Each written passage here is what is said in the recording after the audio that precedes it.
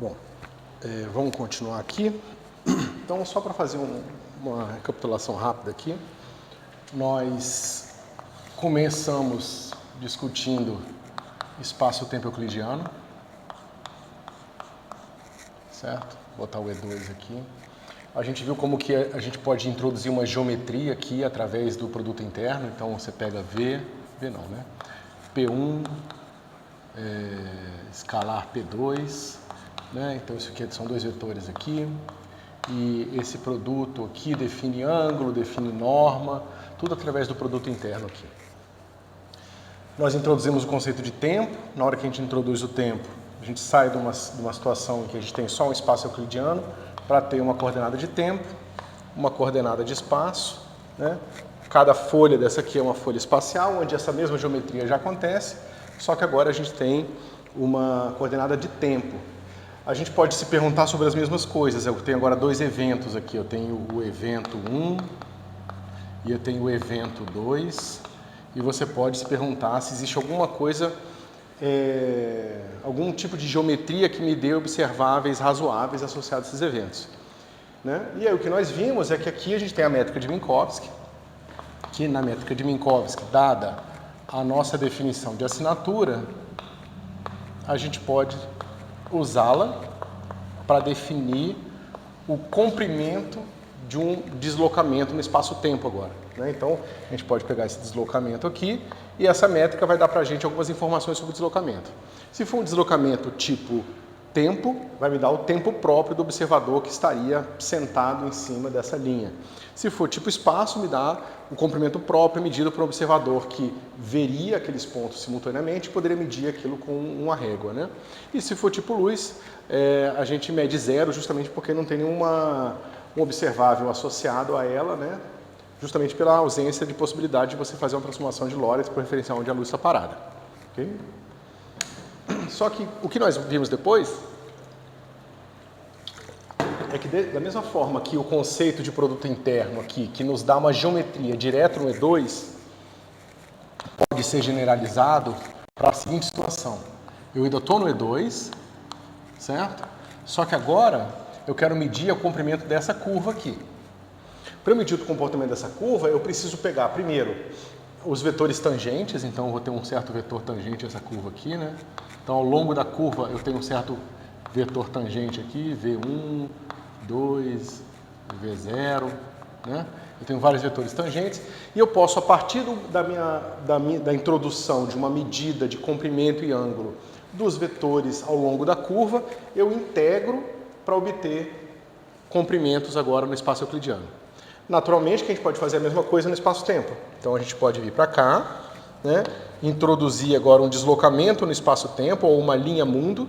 Essa linha mundo, ela vai ter, dependendo da sua inclinação, uma interpretação ou outra, mas de qualquer forma, eu tenho vetores tangentes aqui, e esses vetores tangentes, sendo sempre do tipo tempo, nos dão a capacidade de medir o tempo próprio total da curva, o comprimento próprio total da curva, tá certo? Só que isso, do ponto de vista matemática, implica um produto interno entre posições e aqui produto interno de vetores tangentes. São entidades geométricas diferentes, tá certo? Da mesma forma, aqui a gente tem o nosso deslocamento, né, o nosso ΔS, ele vai me dar uma medida associada ao deslocamento no espaço-tempo aqui, né? Mas esse cara, ele é calculado direto em termos do ΔX0 quadrado mais ΔX zeta quadrado. Só que da mesma forma, agora eu posso pegar x de um certo parâmetro lambda, tá certo? E eu posso pegar vetores tangentes a essa curva, que nada mais vão ser do que dx de lambda, tá certo? E agora a gente tem uma métrica que não é só mais uma métrica no espaço das posições, mas ela é uma métrica aqui no espaço dos vetores, certo? Essa distinção vai ser bastante importante em vários contextos, tá? Então é bom vocês saberem que, por mais que a estrutura matemática seja muito parecida ou igual, se trata de coisas diferentes, tá certo?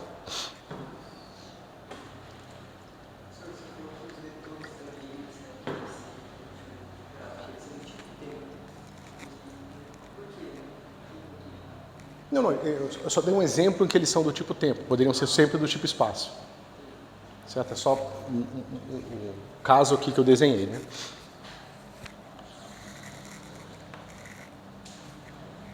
Tá? Esse aqui é um resumo do que a gente viu até agora. Nós vimos então que esse produto desses caras, né?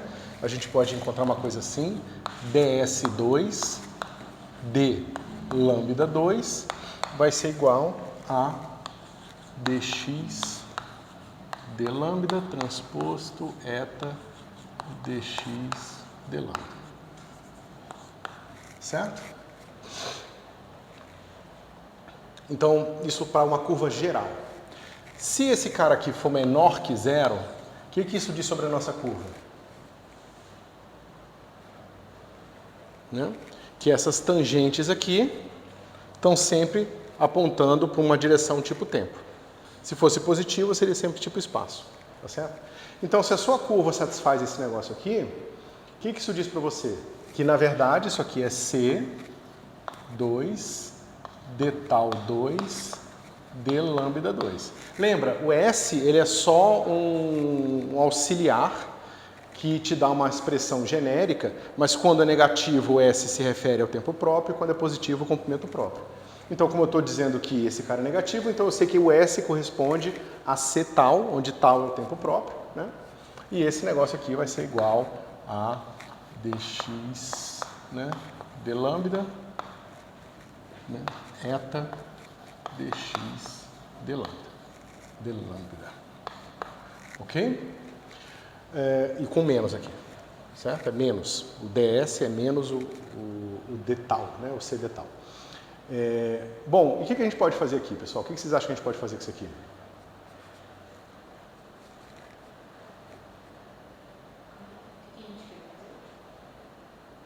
A gente quer simplificar essa expressão, porque veja, aqui eu estou definindo um vetor tangente em relação a um parâmetro lambda arbitrário, certo?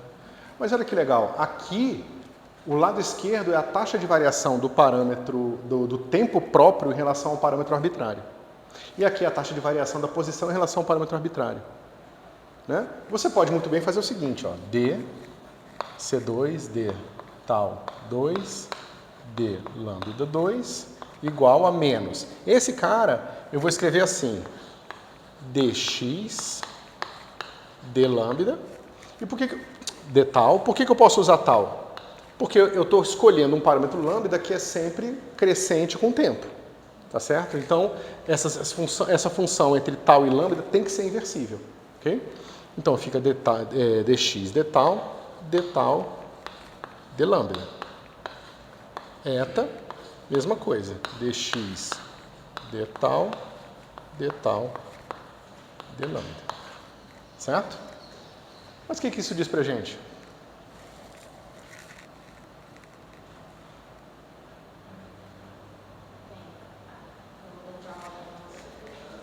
A gente pode trocar a ordem aqui só para ficar bonitinho. D tal, eta, dx d tal igual a menos c ao quadrado. Né? Então, basicamente, o que a gente está dizendo é que quando você parametriza a sua curva por um parâmetro arbitrário, você não pode dizer nada sobre a norma quadridimensional dela, que é isso aqui, certo? A norma quadridimensional de uma curva parametrizada arbitrariamente é basicamente a taxa de variação do tempo próprio dela em relação ao parâmetro arbitrário que você escolheu. Você tem todo o direito de reparametrizar a curva em relação ao próprio tempo próprio. Quando você faz isso, você obtém que uma curva desse tipo tem sempre satisfaz sempre essa igualdade.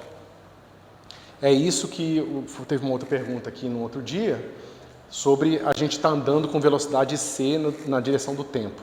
É basicamente esse negócio aqui, esse c que está aparecendo aqui, é basicamente esse c que a gente está andando na direção do tempo, tá certo? Então, frequentemente a gente vai definir u como sendo dx d tal, tá certo? Melhor ainda, a gente vai definir u como sendo 1 sobre c, justamente para ser adimensional, tá? Então, o U é o quadrivetor velocidade que é normalizado. U transposto eta U igual a menos 1. ok? E a gente pode fazer a mesma brincadeira para os vetores tipo espaço, certo? Ok. Eu cheguei a falar do elemento de linha para vocês? Isso, do DS, minúsculo. Tá, maravilha. Então, esse negócio aqui dá pra gente a métrica, né? Ou seja, significa a extensão desse conceito de ponto, agora para o espaço de Minkowski, que é trocar uma matriz identidade, que é o pontinho aqui, né? Lembrando que, né, é componente vezes componente aqui, troca por essa matriz mais complicada aqui, que agora é menos 1 aqui, mais 1, mais 1, mais 1 aqui.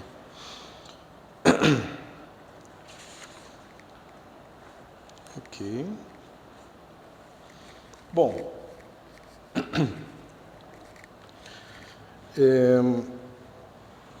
deixa eu só ver como é que eu vou introduzir esse negócio aqui.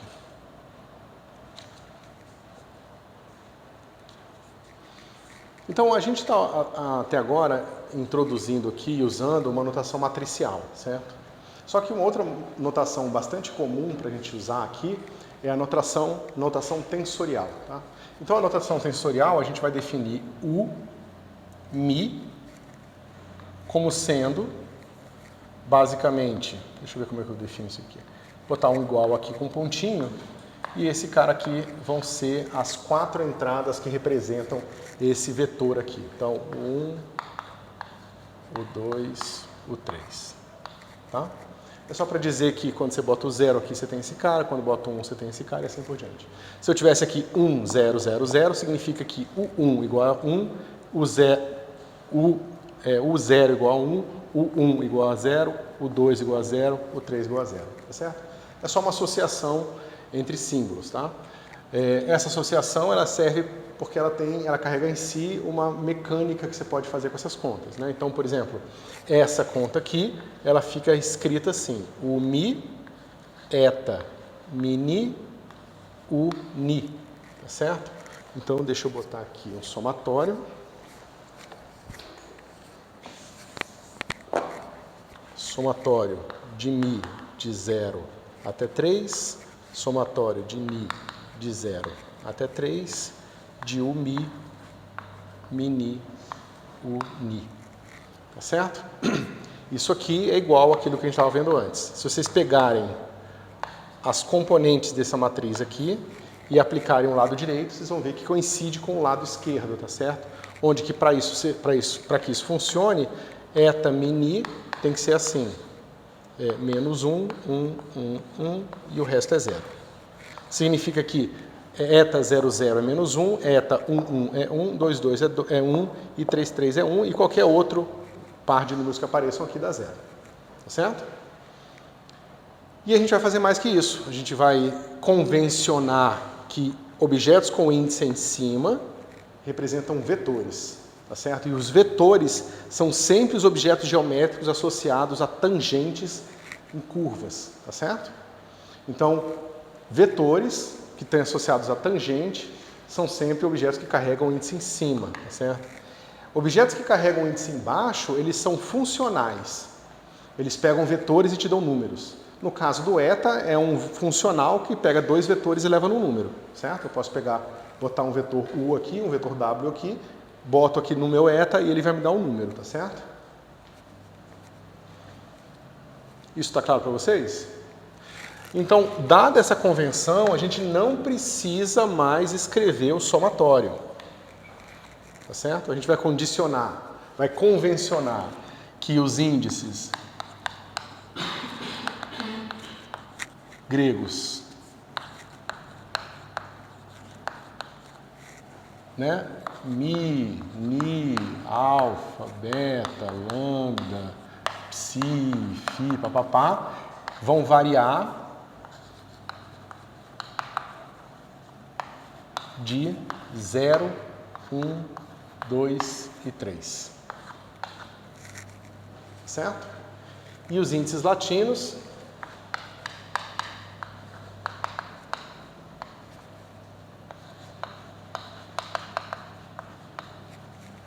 I, J, K, L, variam de 1, 2 e 3.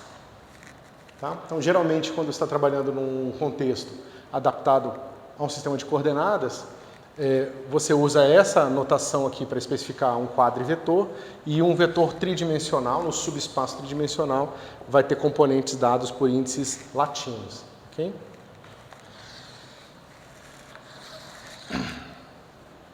E a gente usa a convenção de soma tanto para os índices gregos quanto para os índices latinos, tá certo? Contanto que eles sempre apareçam assim, um mi em cima e um mi embaixo.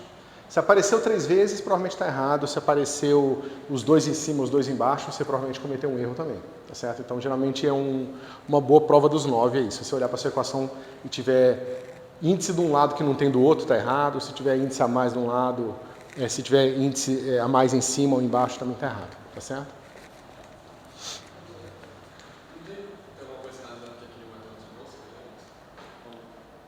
Então, aqui é uma excelente pergunta, porque basicamente a maneira que esse cara atua nesse vetor é coluna-linha, né? Porque veja, quando a gente faz assim, é linha, coluna, linha, coluna, linha, coluna, certo? Agora, quando você tem um vetor assim, é linha, coluna. Então é coluna, linha, coluna, linha, coluna, linha, tá certo? Isso fica refletido no fato de que aqui, esse cara aqui, em vez dele ser o transposto, a gente está conectando ele ao índice da esquerda, que é o índice da linha. E esse cara é o índice da direita, que é o índice da coluna. Tá certo? Então, existem essas diferenças sutis entre as duas notações que permitem a gente representar objetos diferentes de formas diferentes. Certo? Isso. Eu já vou falar um pouco mais sobre isso agora.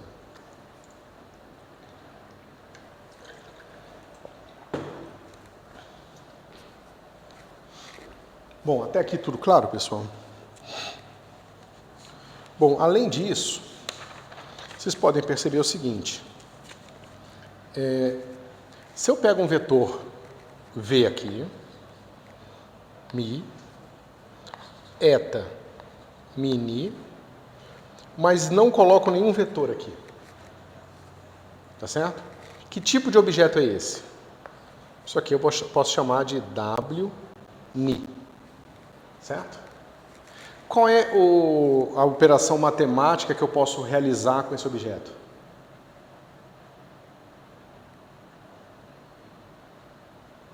Eu posso levar um vetor num número.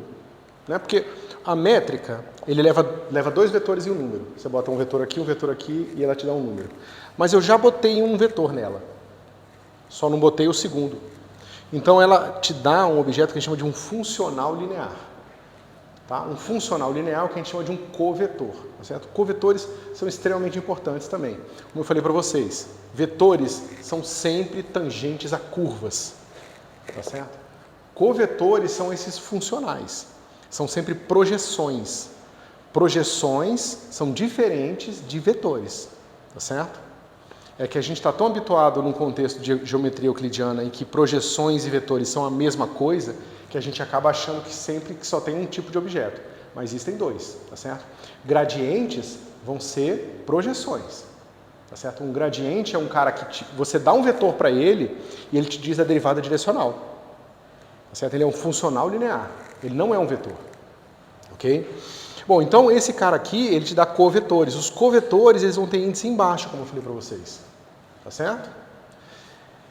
E essa expressão aqui a gente não vai escrever dessa forma. A gente vai pegar aqui e vai escrever o próprio V.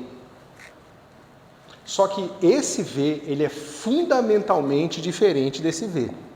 Esse V aqui é o vetor.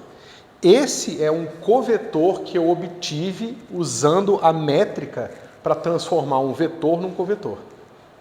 Então isso aqui é o que o pessoal chama de subir e descer índices. Tá certo? Subir e descer índice, às vezes essa nomenclatura é ruim porque ela esconde o fato de que você está fazendo uma coisa muito mais complicada do que mudar uma notação. Você está transformando o caráter geométrico daquele objeto. Ele está deixando de ser um vetor e está transformando numa projeção, ou até no caso do gradiente, você está transformando, por exemplo, uma projeção num vetor. Você fala assim, o gradiente aponta na direção de maior crescimento. Não, o gradiente não aponta na direção de maior crescimento. O gradiente só aponta na direção de maior crescimento no momento que você introduz uma métrica, que aí você é capaz de transformar o gradiente, que não é um vetor, em um vetor. Uma vez transformado no vetor, aí sim ele aponta na direção de maior crescimento. Por quê? Porque, veja, maior crescimento só faz sentido quando você tem uma métrica para medir o tamanho das coisas. Entendeu? Então, ele só aponta na direção de maior crescimento no momento que você introduz a métrica. E é por isso que, antes de introduzir a métrica, ele não é nada. Ele não tem uma interpretação geométrica em termos de vetores. Tá certo? Então, isso aqui é o que a gente chama de descer índices. Tá certo? Além disso, dado uma métrica, né, dada essa métrica aqui, menos 1, 1, 1.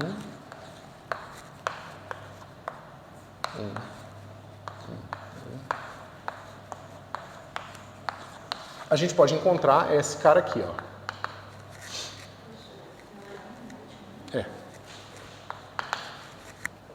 A gente pode encontrar esse cara aqui. A gente sabe pela formulação matricial que essas matrizes aqui, elas têm inversas únicas, tá certo? Mas quem é a inversa desse cara? Quem é a matriz que eu preciso botar aqui para que eu aplique nessa aqui e me dê isso aqui?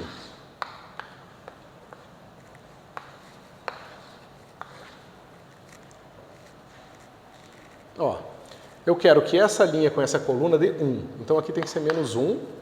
E aqui é 0, eu poderia colocar qualquer coisa, certo? O problema é que é linha vezes coluna. Se eu botar mais coisa aqui, a hora que eu pegar linha vezes coluna para dar 0 aqui, não ia dar 0, porque esse 1 ia pegar o cara que está aqui.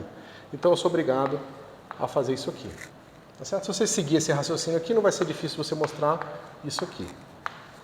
Então essa é outra coisa que confunde. A inversa da métrica tem exatamente as mesmas componentes da métrica, mas é um objeto fundamentalmente diferente. Tá certo? Por que ele é fundamentalmente diferente? Porque eu posso usar a inversa da métrica para inverter essa expressão aqui. A inversa existe e é única. Então significa que todo vetor tem um covetor associado e todo covetor tem um vetor associado. Então eu posso simplesmente dizer que V ni, aí agora em notação de componentes, aqui é V ni mi, é igual a V mi. Tá certo? Então aqui o que a gente está fazendo é transformando um vetor num covetor, e aqui a gente está transformando um covetor num vetor. Naturalmente que se você fizer as duas transformações uma seguida da outra, você vai ter essa matriz contraída com essa matriz aqui, mas a gente acabou de ver que essas duas matrizes vão dar identidade. Tá certo?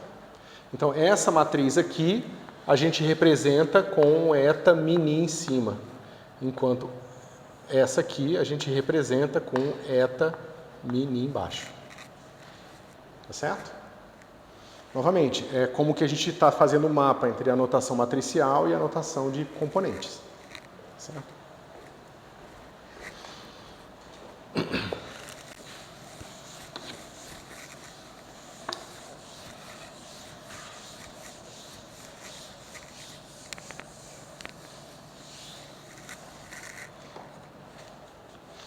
Bom, deixa eu só pensar se eu vou introduzir isso aqui ou não. Por que eu estou falando? Tá, já falei.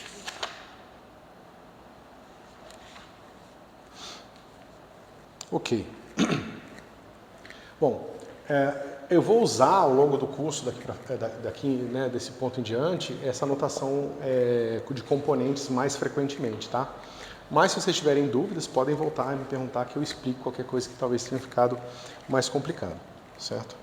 Bom, o que a gente pode fazer agora para parametrizar a nossa curva, né? Então a gente já viu que nós podemos parametrizar em termos do tempo próprio, só que a gente tem uma outra parametrização natural aqui, né? Lembra, aqui é x0, aqui é x1, né?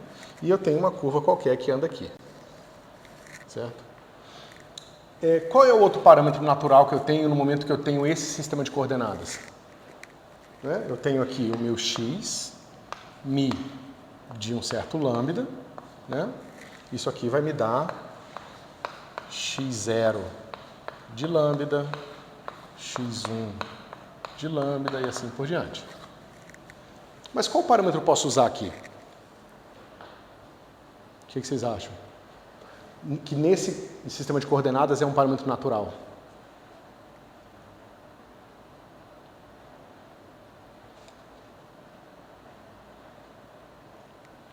O próprio x0, né? O x0 pode ser usado como um parâmetro para parametrizar essa curva escrita nesse sistema de coordenadas.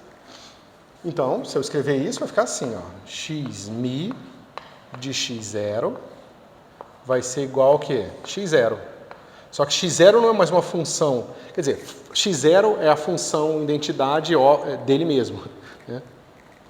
Então, e esse aqui vai ficar como? x1 de x0, x2 de x0 e x3 de x0. Se eu faço a derivada agora desse cara, lembra? Eu posso calcular a derivada desse cara em relação a qualquer coisa, né? Inclusive, meu parâmetro lambda, né, como eu falei aqui, pode ser qualquer coisa. Eu posso escolher o meu parâmetro lambda como sendo o próprio x0, que é o que eu estou fazendo aqui. Se eu calculo a derivada, eu vou ter o seguinte, dxmi dx0. Pessoal, cuidado para não confundir o significado disso aqui, tá? Isso aqui não é delta de Kronecker. Isso aqui não é a taxa de variação do vetor posição em relação a x0. Isso aqui, se fosse isso, isso aqui seria delta 0mi. Não é isso. Eu estou pegando uma curva que eu escrevo como um x parametrizado por lambda e estou dizendo que o parâmetro da curva é o x0 e estou calculando a derivada dessa curva em relação ao próprio x0. Okay? Esse cara vai me dar um vetor que é assim, ó, 1 dx dx0 dx2 dx0 e dx3 dx0. Tá certo? Mas o que é isso, pessoal? Lembra, x0 é CDT. Então, isso aqui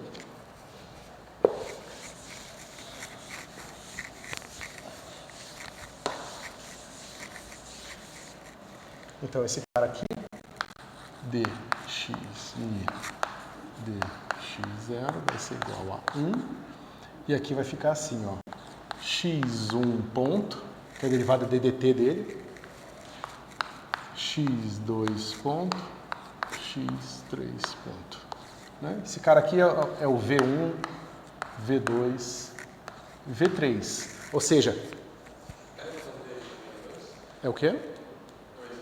Aqui é 2.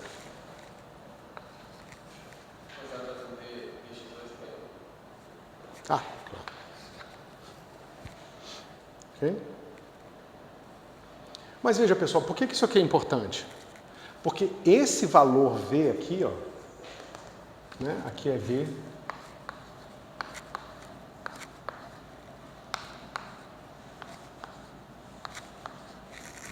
esse cara é a velocidade medida por esses observadores aqui, ó, que estão verticais aqui.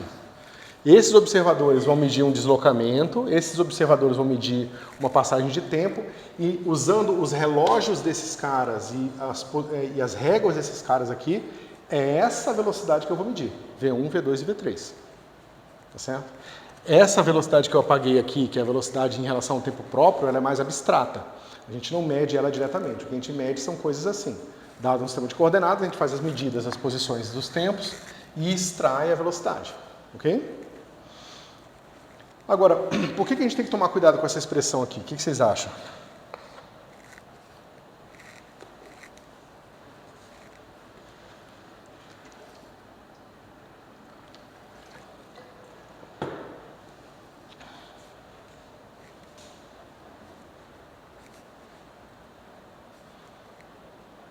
O que difere profundamente eu fazer dxmi d lambda, eu fazer dxmi d tal, e eu fazer aqui dxmi dx0. O que há de diferente nesses três caras aqui?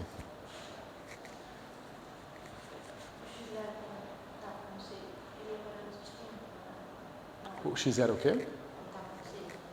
Uhum. O tempo vezes C.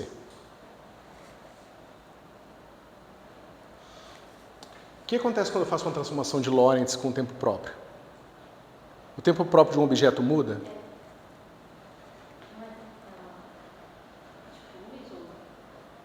Tipo tempo.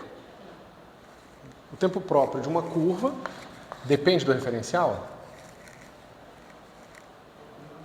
O tempo próprio não. O tempo próprio é próprio. Você pode calcular em qualquer referencial, dá sempre o mesmo.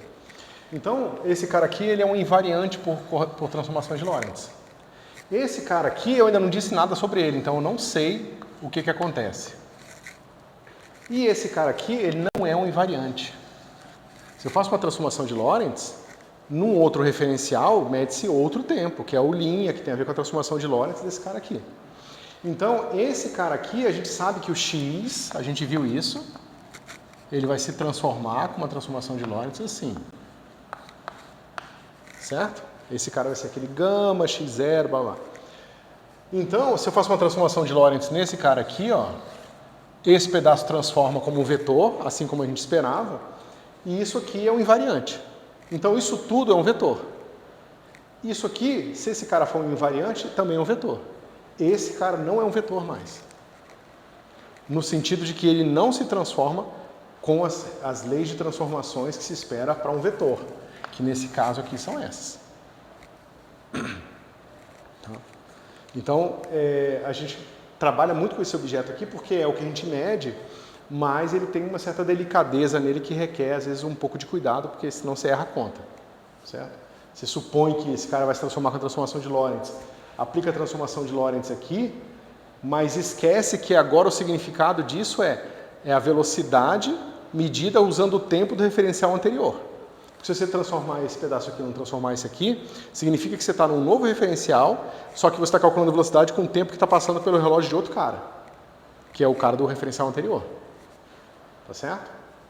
Então, módulo, esse tipo de complicação, é uma quantidade bastante usada também. Principalmente porque se a gente for calcular agora, o que acontece? Eu calculo dxmi dx0. Eta mini dxmi dx0. Quanto é que dá isso aqui? Né? O elemento 0, que é 1, né? Vezes o eta 00, vai dar menos 1. Né? Aí esse cara aqui é o quadrado, mas esse cara aqui é o quadrado, mas esse cara aqui é o quadrado. Certo? Mais dx i delta i j dx j. Eu vou botar assim, x i ponto. Deixa eu escrever assim. X ponto i delta i j x ponto j sobre c ao quadrado. Todo mundo concorda? Lembra, eu estou escrevendo ponto para representar ddt, que é o tempo no referencial original que eu estou trabalhando ali. Tá certo? E se você olhar para a métrica de Minkowski, esse pedaço aqui nada mais é do que a identidade, ou o delta de Kronecker que eu usei ali. Tá certo? Então, estou usando esse pedaço da notação aqui. Tá vendo que eu passei para os índices latinos, começados em I. Certo? Mas o que é isso aqui, pessoal? Isso aqui é menos 1 sobre gama ao quadrado. Todo mundo concorda?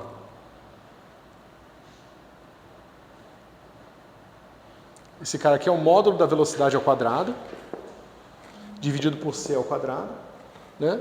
E aí, isso aqui, 1 menos isso, é 1 sobre gama ao quadrado. Então, fica menos 1 sobre gama ao quadrado. Por isso que esse cara aqui é útil, tá? Porque ele está associado ao fator gama e, consequentemente, a rapidez, o cosseno hiperbólico da rapidez, assim por diante. Okay.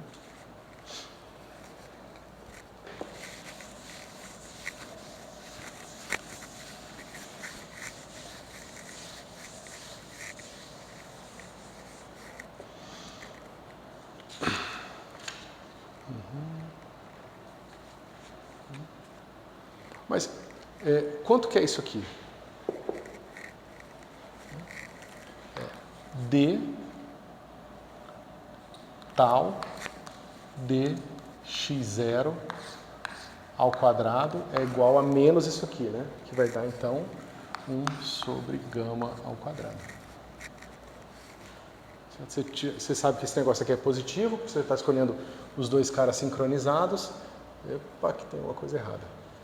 Tem que ter um C2 aqui. Tá certo? Então você pode fazer assim, ó. Tal ponto ao quadrado é 1 sobre gama. Não pode ser, peraí. Não, tá certo. Isso, tá certinho. Tal ponto ao quadrado é 1 sobre gama ao quadrado. Você quer que o tal ponto seja positivo, então tal ponto é igual a 1 sobre gama.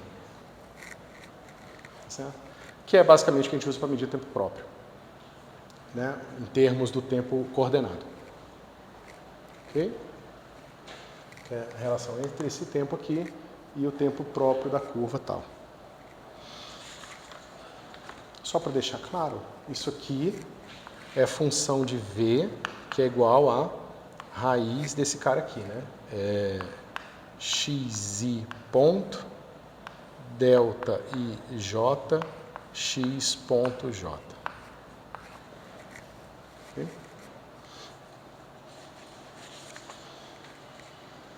Então esse cara é invariante, esse cara tem norma 1. Pronto, esse aqui já foi. Bom,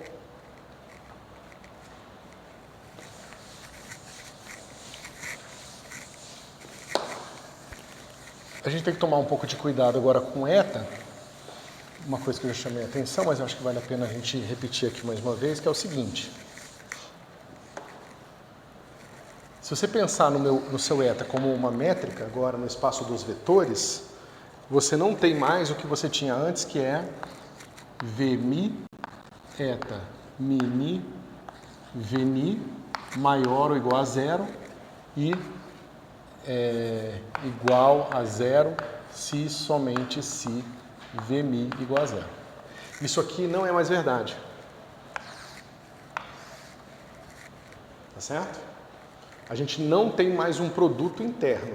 A gente agora o que tem é esse produto que, se esse cara aqui for, por exemplo, um objeto com uma inclinação igual à velocidade da luz, a gente sabe que isso aqui tem que dar zero.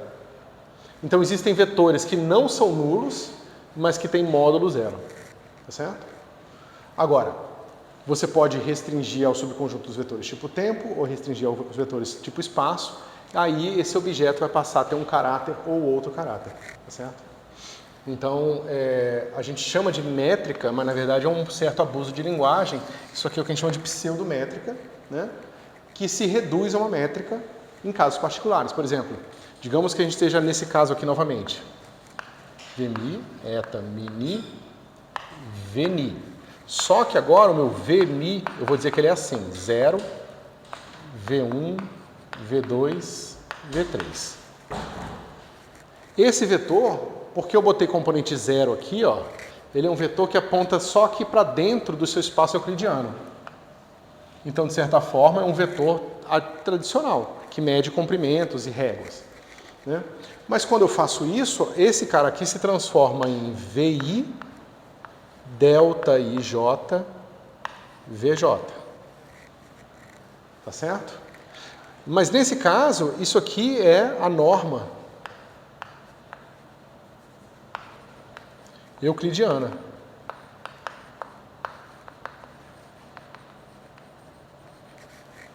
Tá certo? Então, a métrica de Minkowski se reduz a uma norma euclidiana aqui. Tá certo?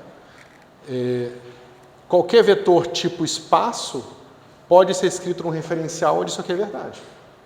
Então, para vetores tipo espaço, quando você pega esse sanduíche aqui, você está pegando, na verdade, uma métrica, uma norma euclidiana aplicada naqueles caras. Tá certo?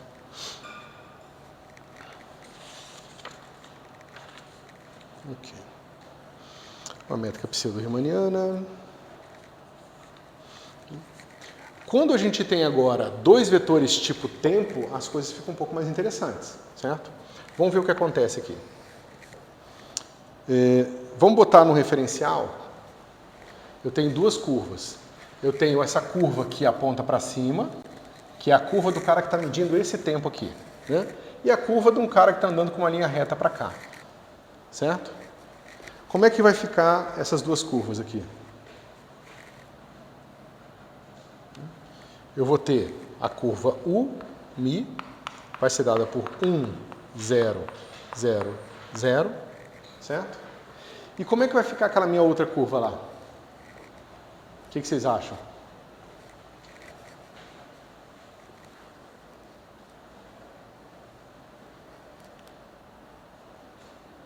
Uma curva aqui com uma inclinação com velocidade V. Como é que a gente escreve o que está acontecendo aqui?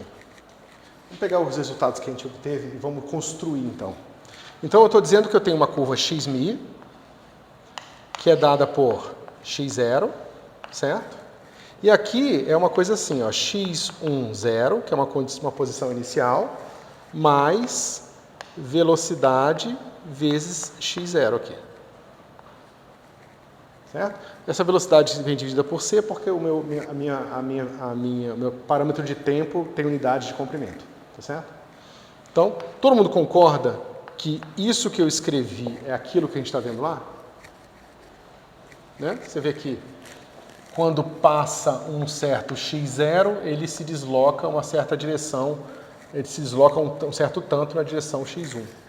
E é isso que está acontecendo aqui. Ó. Quando eu tomar meu x0 igual a 0, eu estou numa certa posição, então é basicamente essa posição aqui, né? É a hora que esse cara cruzou aqui, e aí eu vou andando e vou aumentando aqui a minha posição. Como que é a derivada desse cara aqui em relação a x0? Vai ficar assim, dxmi dx0 vai ser igual a 1 IV sobre C. E tem o resto aqui que é 0. Mas como é que eu relaciono uma coisa a outra agora? Eu tenho isso aqui, né? Então eu sei que dx0 de tal é lambda, é gama, certo? Então como é que fica esse negócio aqui? Vai ficar assim, ó. dxmi dc tal vai ser igual ao quê? Gama, porque, né? Deixa eu escrever tudo aqui. Esse cara aqui nada mais é do que dxmi dx0 dx0 d tal c. Certo? Mas quem é dx0 de tal c? É esse cara aqui, ó. Mas aquilo ali é gama, né? Logo, isso aqui tudo é gama, vírgula, V sobre C gama, vírgula, 0, e só. Ok? Então eu tenho esses dois vetores. Eu vou chamar esse vetor aqui de, deixa eu ver o que eu chamei de W. Certo? Esse cara todo aqui eu chamo de WMi. Então eu tenho o vetor U, que aponta nas direções verticais aqui, né, que são os vetores tangentes a quem mede esse tempo. E eu tenho o vetor W, que é o cara que está andando nessa outra linha e vai medir um outro tempo que está associado, né, a um outro sistema de coordenadas aqui. Mas quem é o produto interno desses caras? Quanto que é?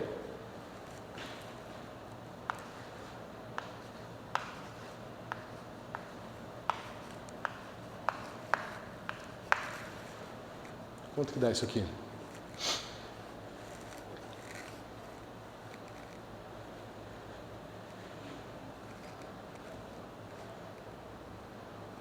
Isso aqui é menos gama. Certo? É só você pegar aqui, a componente 0 é gama, eu tenho eta aqui, então componente 0 do U é 1. Mas como o meu eta tem menos 1 no primeiro elemento da diagonal, então dá menos gama aqui. Os outros caras vai ser o 1, o 2 e o 3, mas isso aqui é 0. Então, esse cara U1 aqui mata o W1, que é diferente de 0. Sobra só esse cara aí. Certo? Mas o que é isso?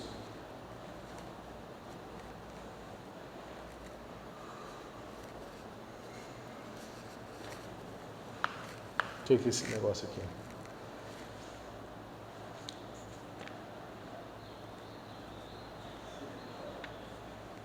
É aquele cara ali, né? É CDT. Peraí, que tem. O C cortou, né? Isso. Vai ficar DT de tal.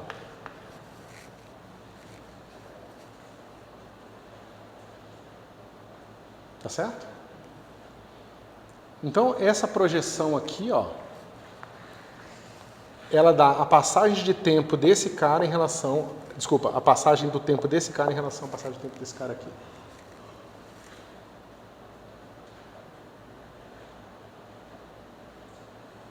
Tá certo?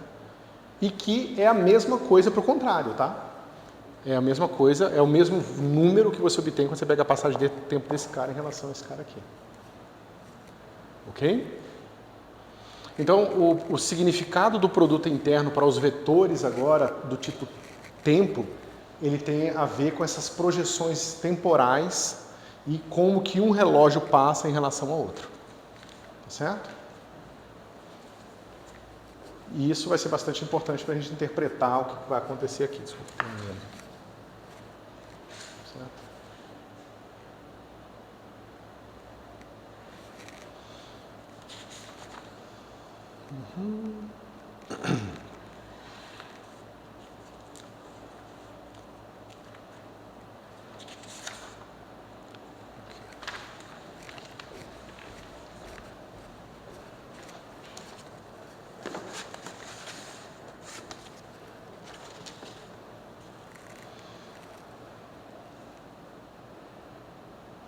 Deixa eu só... Ele tem umas relações algébricas que eu quero mostrar aqui também para vocês, mas deixa eu ver só a melhor maneira de fazer isso.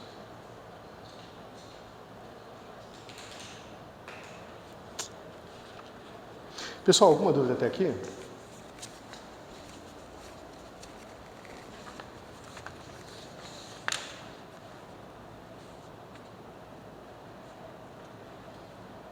A outra maneira que eu fiz aqui, é um pouco mais indireta do que isso aqui, é você pegar e relacionar esses dois vetores aqui através de uma transformação de Lorentz, tá? Aí vai aparecer novamente o fator gama ali, mas vem um fator gama da própria transformação de Lorentz, que vai coincidir naturalmente com esse fator gama aqui, que é que a gente construiu das curvas e também é igual a um termo aqui de um fator de Lorentz, tá?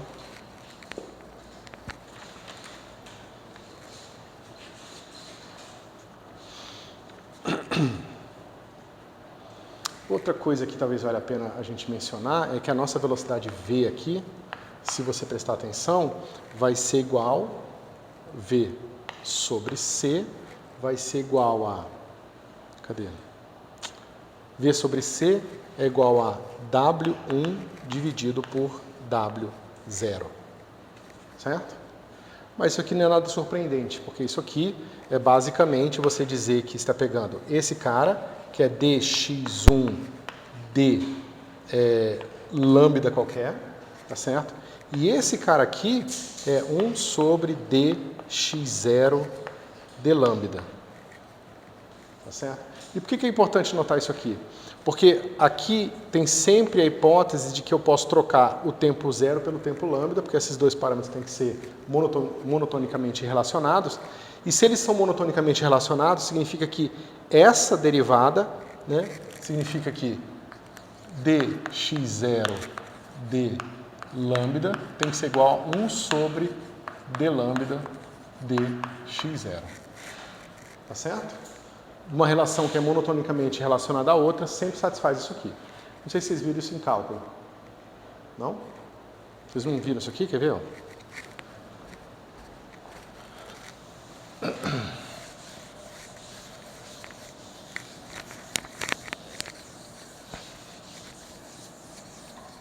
Imagina que você conhece a função x0 de lambda, certo? Mas digamos que você conheça a inversa, então você conhece também lambda de x0. Quem é x0 de lambda de x0? Esse cara mapeia x0 em lambda, e esse cara mapeia lambda de volta para x0. Então isso aqui tem que ser x0. Certo? Agora, quanto é que é a derivada dessa expressão toda em relação a x0? Vai ficar dx0 d lambda dx0. Isso aqui é simplesmente x0, que a derivada é 1. Né? Então isso aqui é aquilo ali que eu estava mostrando para vocês. Quando as funções são inversíveis, isso aqui sempre vale. É o termo da função, da derivada da função implícita e tal. Eu acho que vocês devem ter visto isso em cálculo. Eu espero que tenham visto. Certo? Então a gente usa esse tipo de coisa sempre para reescrever essas coisas. E isso aqui nada mais é do que a própria velocidade dx1 dx0.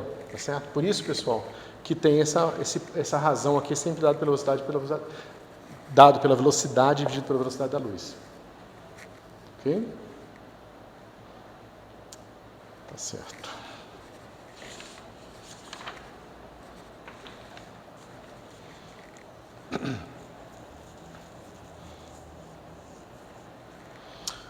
Tá, isso aqui a gente já viu. Deixa eu ver se vale a pena fazer.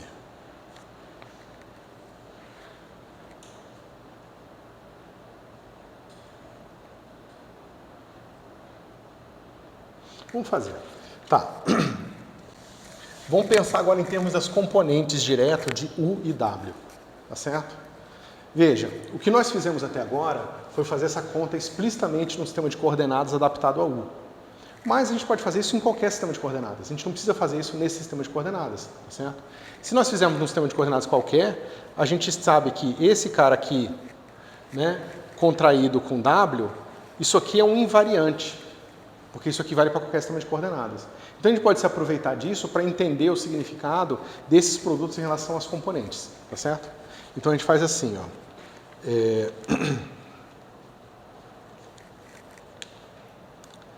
Deixa eu ver qual que eu botei primeiro. O V. Quem é o Mi, Eta, Mini, WNI? Esse cara aqui vai ser menos o 0 W0 mais o 1 W1. Por simplicidade, eu vou botar o sistema de coordenadas que os caras não têm componente aqui nessas direções, tá? Por que eu estou fazendo isso? Porque eu estou tentando fazer uma conexão com vocês com aquilo que a gente conhecia da geometria euclidiana. Que a gente tinha uma coisa assim, só que era mais aqui, e isso a gente relacionava com módulo de um, módulo de outro e um cosseno ou um seno entre eles, né? Dependendo se é produto interno ou produto vetorial. Então, como é que a gente pode fazer a mesma coisa aqui? O que vocês acham?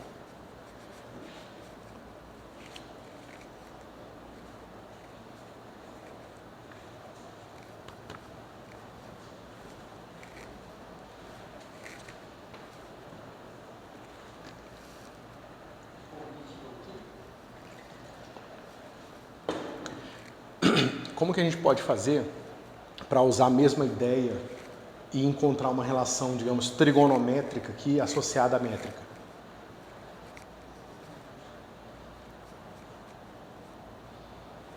O ideal seria a gente fazer uma coisa do tipo, esse cara igual, de alguma forma, módulo de U, módulo de W, vezes alguma coisa aqui. Certo? Quem é módulo de U? Ou seja, quem tem que ser menos U0 ao quadrado mais U1 ao quadrado. Quanto que é isso aqui? A gente escolheu aqui, né? Esse cara é verdade no sistema de coordenadas, não é verdade em qualquer sistema de coordenadas. Quanto que é isso aqui?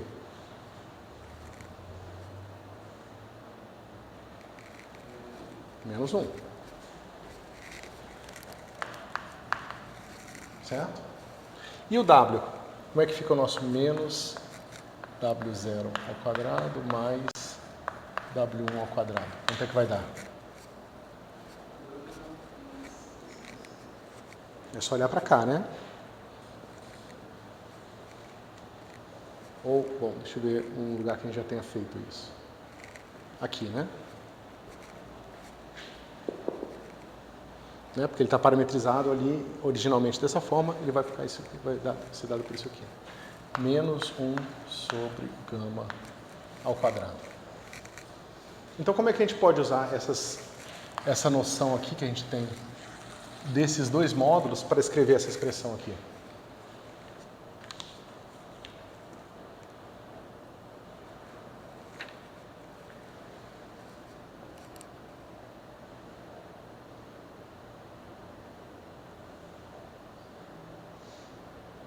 Alguma ideia?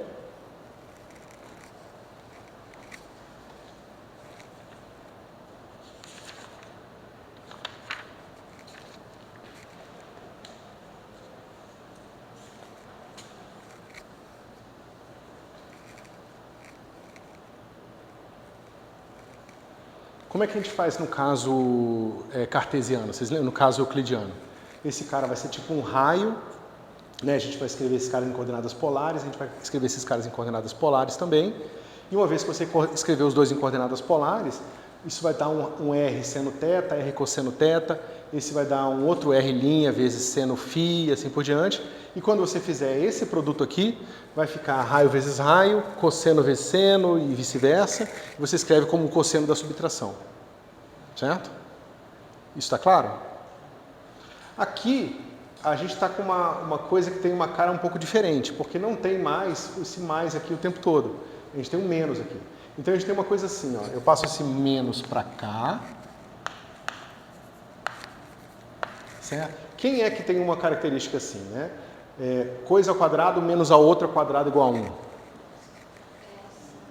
Cosseno hiperbólico. Né? Então, você pode dizer que o seu U0 vai ser uma coisa tipo cosseno hiperbólico de um certo xi aqui. Certo? Vou botar um xi U. E o 1 vai ser um seno hiperbólico de xi U. Todo mundo concorda? Agora, aqui vai ser um pouco diferente. Como é que vai ficar? Porque eu preciso jogar esse gama para cá. Ó. Certo? Vai ficar assim. Gama W0 vai ser igual a cosseno hiperbólico de xi W. E gama W1 vai ser seno hiperbólico de xi W. Certo?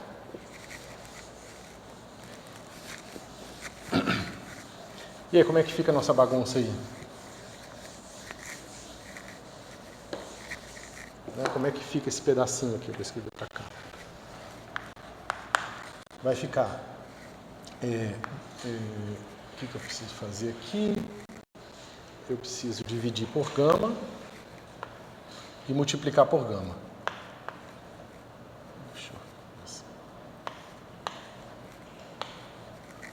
Todo mundo concorda que eu posso fazer isso?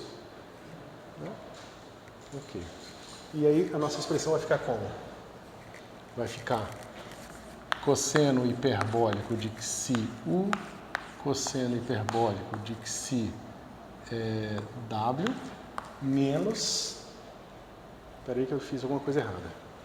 O menos é só... O menos é só nesse pedaço aqui, tá? Então, esse pedaço aqui tem o menos, né? 1 sobre gama. E aí, esse cara tem o menos.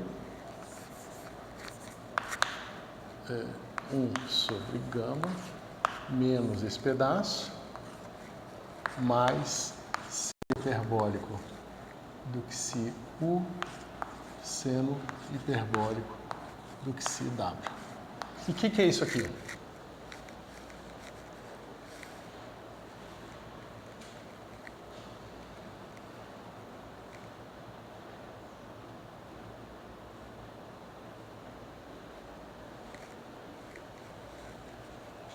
Quanto que dá esse negócio?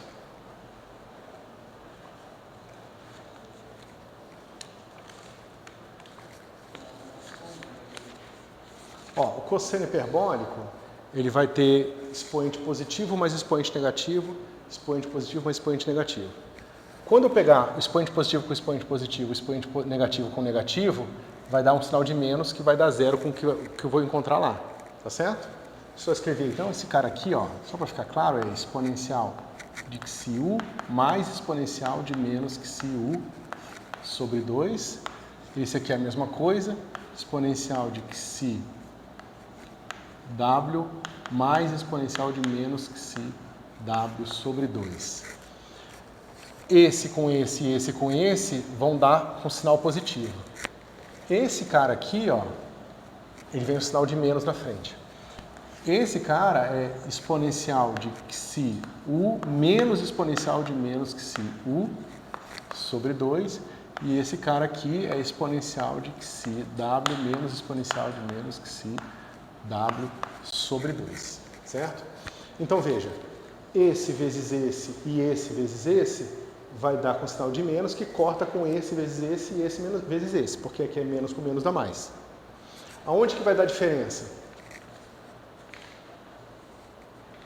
Esses são os termos cruzados, né? Porque aqui o termo cruzado vai ficar esse vezes esse e esse vezes esse aqui, com o sinal de menos na frente. Esse tem um sinal de mais na frente, mas esse vezes esse tem um sinal de menos por causa disso, e esse tem um sinal de menos por causa daquilo. Tá certo? Então os termos aparecem duas vezes, e vai ficar assim, ó, 1 sobre gama. E o que vai sobrar pra gente? Esse com aquele vai ficar exponencial de xi u menos xi w. E esse mais exponencial de menos xi u mais xi w. Certo? Isso está sobre 4, mas isso aparece duas vezes. Porque vai aparecer aqui também, esse com esse, desculpa, esse com esse e esse com esse. Certo? Então eu tenho um sinal de menos aqui, né? Porque esse sinal de menos junto com aquele sinal de menos, esse cara aqui, o 2 corta com 4 que fica 2, e isso aqui é igual ao que, pessoal?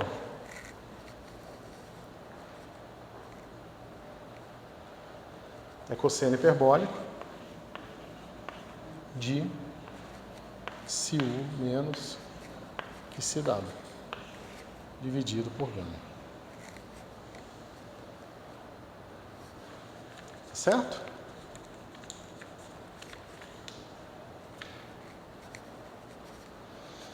Então veja, o que a gente tinha antes aqui é uma noção associada ao módulo de um vezes módulo de outro e cosseno do ângulo.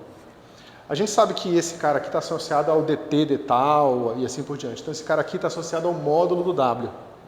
A gente escolheu um U que tem módulo 1. Então o módulo não apareceu aqui, desculpa, tem um menos aqui. Certo? Então o que a gente está encontrando aqui é uma coisa do tipo módulo menos módulo positivo de U, menos módulo positivo de W, e cosseno hiperbólico de xi U menos xi W.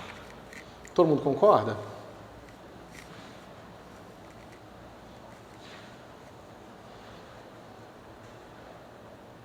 Né? A gente viu, né, que o módulo desse cara aqui é 1 sobre gama quadrado. Né? Então esse cara aqui é o módulo de W. Então a gente tem duas coisas, o sinal de menos na frente, módulo, e cosseno hiperbólico em vez de cosseno. Tá certo? Então o produto interno, ele meio que tem umas características parecidas com o que vocês conheciam anteriormente. Só que em vez de ser um cosseno hiperbólico, um cosseno trigonométrico normal, você acaba agora numa geometria hiperbólica. E o cosseno que você tem agora é o cosseno hiperbólico e não mais o cosseno normal.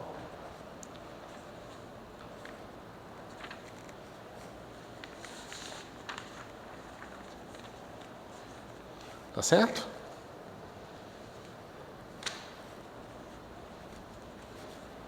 Deu para entender essa parte, pessoal? Ou seja, a gente parte de uma coisa dependente do sistema de coordenadas, encontra os resultados, abstrai esses resultados para entender como é que funciona um produto interno genérico e vê que ele tem uma característica parecida com o que a gente tinha antes, só que o caráter hiperbólico dessa direção nova temporal muda o produto interno para que ele seja agora cossenos hiperbólicos, senos hiperbólicos, em vez do que a gente tinha antes, certo? Você vê uma coisa interessante aqui. Cosseno hiperbólico nunca é zero. Porque se são dois vetores tipo tempo, eles precisam ter alguma componente tipo tempo diferente de zero. Porque senão eles não seriam tipo tempo, seriam tipo espaço. Se não tem componente no tempo para ele significa tipo espaço. Então, dois vetores tipo tempo sempre tem um pouco de coincidência. Isso aqui é a mesma coisa que dizer que o tempo sempre vai passar para as duas coisas. Se você tivesse um sistema maluco com duas coordenadas de tempo, você poderia ter uma situação que o tempo está passando para um observador e não está passando para o outro. Mas aqui não, isso é impossível. Se fosse um cosseno aqui, a gente ia ter coisas ortogonais, mas não existem dois vetores tipo tempo ortogonais nesse sentido aqui. Certo?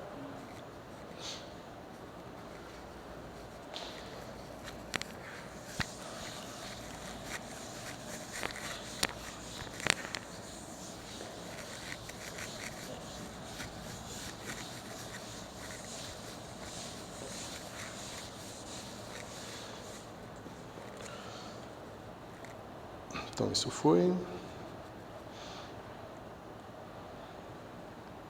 Deixa eu ver se vale a pena fazer isso aqui.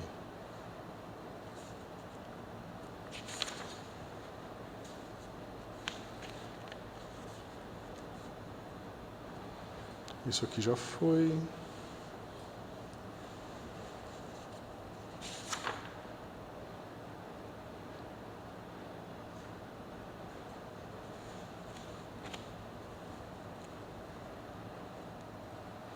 Isso aqui também já foi. Espera só um pouquinho.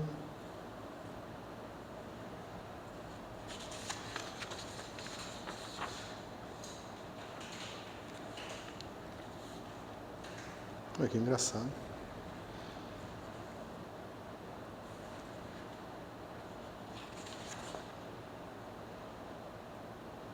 Tá, então vamos começar agora a discutir um pouco do que as pessoas chamam de paradoxos, né, e essas estranhezas que acontecem na relatividade restrita, certo?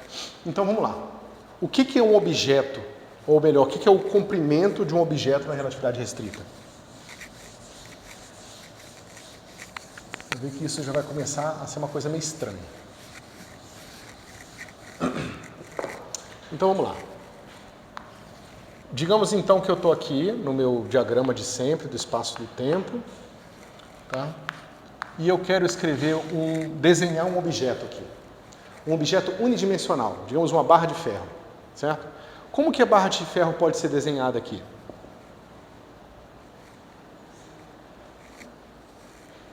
Mas a barra de ferro eu vou considerar que ela sempre existiu e vai sempre continuar existindo. Então a minha barra de ferro ela é isso aqui. Digamos que ela esteja parada em relação a mim, tá? A barra de ferro é dada por isso aqui. Certo? O que eu vou dizer que é o comprimento da barra de ferro? Eu vou dizer que esses pontos aqui, a distância euclidiana entre esse cara aqui e esse cara aqui, é o comprimento da minha barra de ferro. Certo? Mas a barra, ela não está nem aí para mim, ela é isso aqui tudo. Ela é uma folha, uma fita no espaço-tempo, né? Então, uma partícula vira uma linha e uma barra de ferro vira uma fita, um quadrado vira um cubo no espaço-tempo, né? E um cubo vira um quadrivolume no espaço-tempo, certo? Um negócio meio maluco. Então, a gente viu que se a gente tem um observador que está com uma certa velocidade v aqui, a gente tem a velocidade da luz, que está aqui a 45 graus, e a gente tem aquele cara com a velocidade 1 sobre v. Lembra? Esse cara é v sobre c, esse cara é c, e esse cara é c sobre v. E esses pontos de simultaneidade aqui, eles são os pontos que esse observador aqui observa como simultâneos. Então, essa barra, do ponto de vista desse cara, ele vai ver esses pontos como sendo simultâneos. Tá certo? Mas qual é o comprimento próprio, né, Ou seja, agora o que eu posso usar? Eu posso usar minha métrica, eu posso usar o que eu sei fazer de medidas no espaço-tempo. Eu pego dois eventos quaisquer aqui e vou pegar aqui o nosso delta. Como é que eu faço essa medida aqui, né? A velocidade daqui para cá é essa velocidade aqui, V sobre C. Digamos que esse observador aqui, ele está medindo um comprimento D nessa barra, tá certo? Então, o observador que está com velocidade V, ele vai medir o comprimento dado por esse intervalo aqui no espaço-tempo. Mas esse intervalo no espaço-tempo é quanto?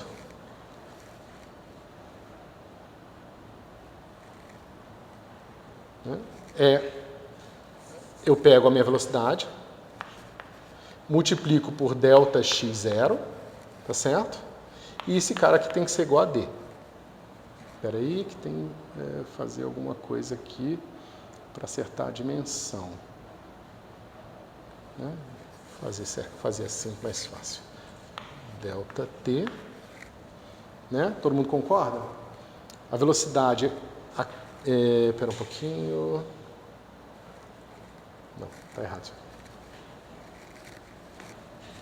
O que está errado aqui, pessoal? Porque a gente tem que parametrizar a curva que é a curva de pontos instantâneos para esse cara. A curva de pontos instantâneos para esse cara é a curva que vai com a velocidade C2 sobre V. Certo? Isso aqui vezes delta T tem que ser igual a D. Esse delta T é esse cara aqui, ó. Delta T.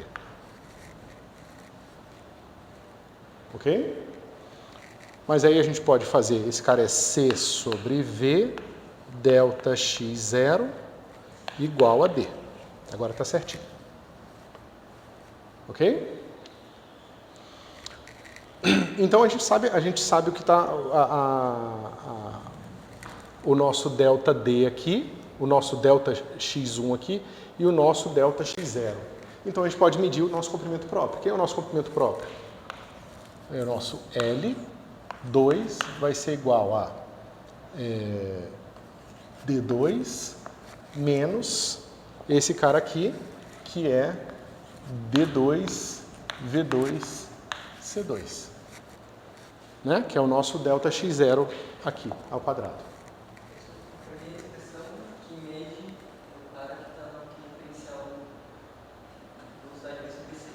Isso. D é o comprimento da barra medido por esse referencial x0 ou x1 aqui.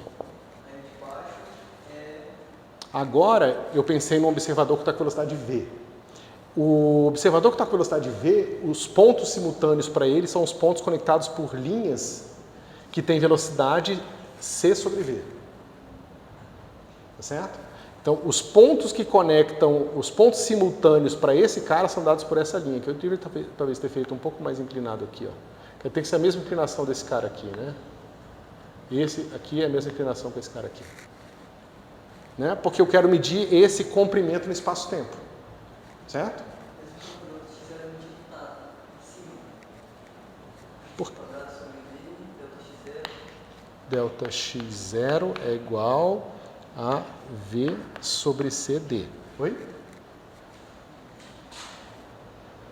Tem que tomar cuidado, porque essa linha ela tem inclinação C2 sobre V. Essa linha aqui não é essa aqui, tá? Essa tem inclinação V. Essa aqui, que é a linha de simultaneidade, ela tem inclinação C2 sobre V, em relação a T, ou C sobre V em relação a delta x0. É que a velocidade dela é aquela velocidade maior que a da luz. Tá certo? E isso aqui, deixa eu fazer em mais passos, talvez melhor, nada mais é do que delta x1 ao quadrado menos delta x0 ao quadrado, que foi a medida de comprimento próprio que a gente já está habituado. Só que esse cara aqui é D2, né? E esse cara aqui é o quê? É isso aqui. V2, C2, D2. Tá certo? Bom, quanto que é esse negócio aqui? Vai ficar D2, D ao quadrado, e isso aqui é gama ao quadrado. Certo? Então, o comprimento próprio é quanto? O comprimento medido por esse observador em movimento é igual a D sobre L, sobre gama. O que isso aqui significa?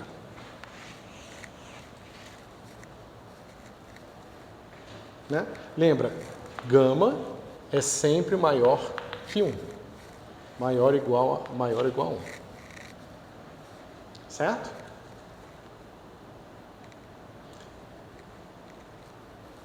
Então, isso aqui é o quê?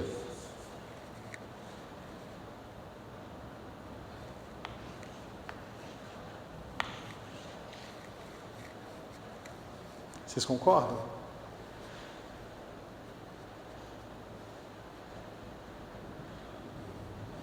Então, esse cara, ele vai olhar essa barra de ferro e ele vai ver ela parada. Só que o que ele vai ver parado?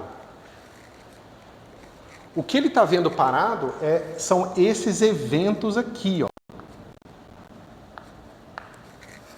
Então, ele vê a primeira pontinha, ele está vendo num tempo anterior, do ponto de vista do referencial original, a pontinha da barra de ferro que ele está olhando, ele está vendo antes da ponta final, que ele está vendo depois. Ele está vendo a barra, só que ele está vendo instantes diferentes da barra no que diz respeito a fotos olhadas do primeiro referencial. Então ele está vendo, para o cara no referencial original, ele está vendo a barra metade no futuro, metade no passado. Tá certo? E é isso, essa dissincronia do que você considera a mesma coisa, que faz com que esses aparentes paradoxos aconteçam. Mas, na verdade, é porque a gente nem concorda mais o que é a barra de ferro, entendeu? O que eu estou chamando de barra de ferro agora é o que você chama de metade da barra de ferro antes e metade da barra de ferro depois. É que a gente nem concorda mais no que é o objeto. Tá certo? Agora, é claro, você tem que imaginar que todas as leis... Porque, assim, a barra de ferro permanece coesa. Tá certo? Agora, se a barra de ferro permanece coesa, significa que qualquer lei, força que mantenha essa estrutura fixa, tem que ser de tal forma implementada que seja um invariante de Lorentz. Porque se a lei fosse diferente, tivesse forças diferentes em referenciais diferentes, significa que no referencial a barra está coesa, mas no outro referencial a força não segura mais a barra. Então, todas as leis da física que estão usadas para constituir as coisas, precisam respeitar a relatividade restrita. Porque senão, nada existiria aqui. Tá certo? Então, as leis, né? Então, o campo elétrico vira magnético, o magnético vira elétrico, mas a estrutura da barra permanece coesa. Entendeu? Por mais que as distâncias, talvez, entre as coisas, do ponto de vista do outro referencial, tenham mudado. Tá certo?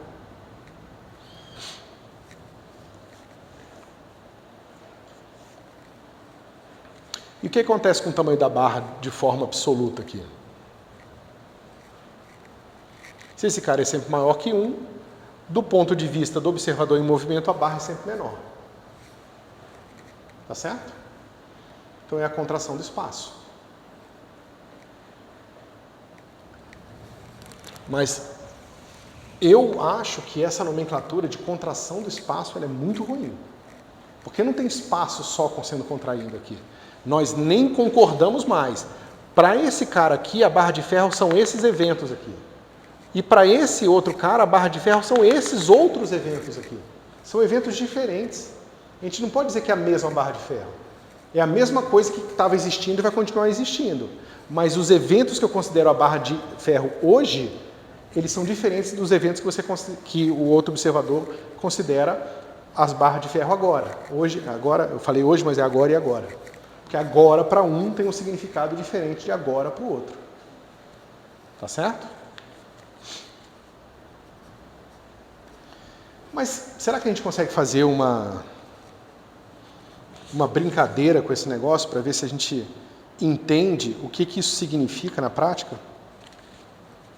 Ou seja, ponto é, será que eu consigo colocar essa...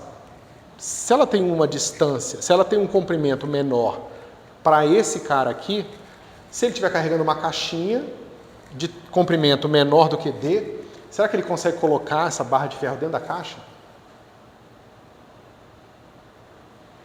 que vocês acham? Né? Imagina que esse cara está andando com velocidade tão alta, que esse fator gama aqui é um número bem próximo é um número bem grande. Né? Porque o gama, 1 sobre raiz de 1 menos V2 sobre C2. Esse aqui vai se aproximando de C, esse cara se aproxima de 0, esse negócio vai ficando próximo de infinito. Então a minha barra pode ficar, sei lá, de 1 metro, ela pode ficar com 1 milímetro. Será que eu não consigo colocar dentro de uma caixa de 2 centímetros? O que vocês acham?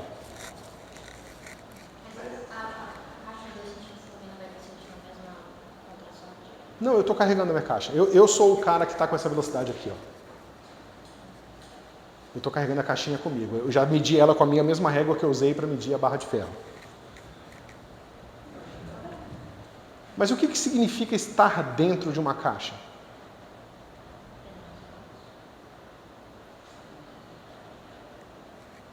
Tá vendo?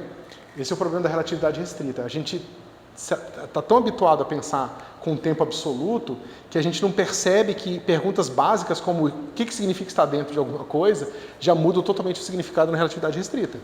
Porque, veja, vamos pensar aqui no nosso diagrama do espaço-tempo de novo. Então, digamos que eu tenho uma caixa aqui e dentro dessa caixa eu tenho uma barra de ferro. Tá certo?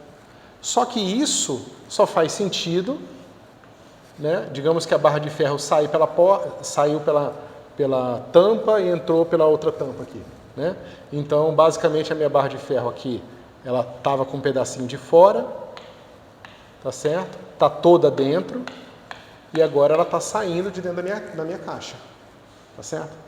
Só que estar dentro e fora é perguntar se um certo conjunto de eventos que constitui aquela barra de ferro estão todos dentro de umas certas coordenadas, que é essa coordenada aqui, sei lá, x1a até x1b, certo? Só que essa pergunta depende do referencial, porque pode ter um cara que vai ver a barra de ferro aqui, assim, ó. Assim não, bom, aqui o desenho não está muito bem posicionado, porque não dá para ver o absurdo, mas eu poderia pegar uma linha aqui que vai ver, né? Você vê, não precisava ser tão inclinado aqui, porque eu fiz uma curva tipo tempo. Poderia ser uma curva tipo espaço, e os eventos aqui, você vê que eles vão ocupar um intervalo maior do que simplesmente o cara na linha reta aqui. Na verdade, qualquer inclinação, a diferença de coordenadas no referencial original para os eventos que constituem essa barra de ferro vão ter diferenças de coordenadas maiores do que o instantâneo para esse referencial. Tá certo? Então, o que é estar dentro da caixa?